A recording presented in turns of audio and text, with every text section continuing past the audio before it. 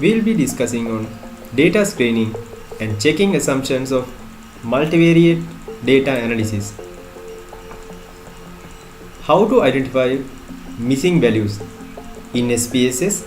Select Analyze, then Descriptives, then Frequencies, and select the variables and press OK. In the output, refer missing. Under that, you will be seeing the number of missing cases. This is the treatment for missing values. You can use mean imputation in SPSS. Select transform, then replace missing values, then select the variables, then select series mean as a name and method, then press OK. Then the missing values will be replaced with mean of the variable. This is how to detect univariate outliers in SPSS. Generate box plot, then refer the outliers which are far away from the mean. Next, how to identify multivariate outliers. This is by using Mahalanobis d-squared. In AMOS, select Analysis Properties, then select Test for Normality and Outliers, then refer the output. In that, refer P1 with values which are less than 0.05. These could be possible multivariate outliers. Now we will be checking assumptions for multivariate data analysis. First, we will be checking normality. This could be assessed using the shape, skewness, and kurtosis. This is how to test for skewness and kurtosis. In SPSS, select descriptives and select the variables, then tick kurtosis and skewness.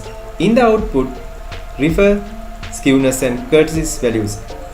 For skewness, it is better if it is between -1 and +1.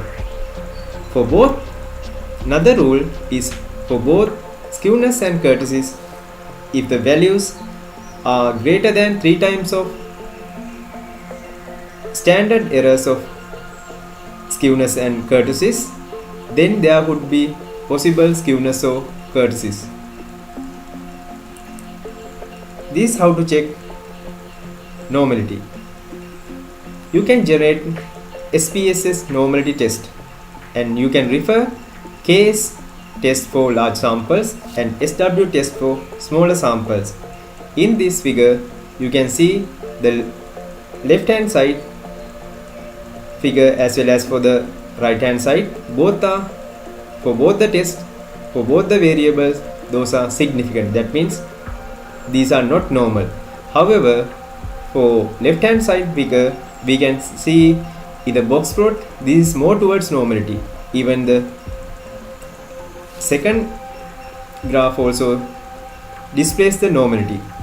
For the right hand side figure, for the variable, the box plot depicts it is not normal, and for the graph as well. So always conduct visual inspections rather than test.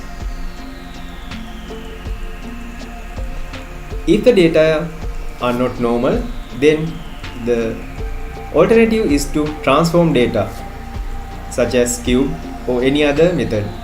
However, the result interpretation will be difficult. Now we will be checking how to test for homoscedasticity. For this, we can use scatter plots in SPSS.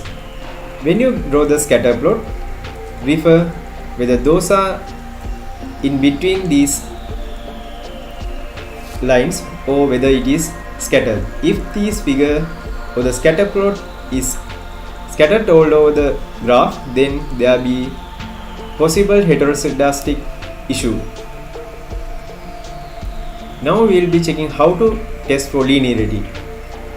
In SPSS, go to Analyze, then Compare Means, then means, then select the variables and check test for linearity. In the output, refer linearity and deviation from linearity. Linearity should be significant, whereas deviation from linearity should be non-significant. Then there won't be linearity issues. Otherwise, for the second figure, there's a linearity issue.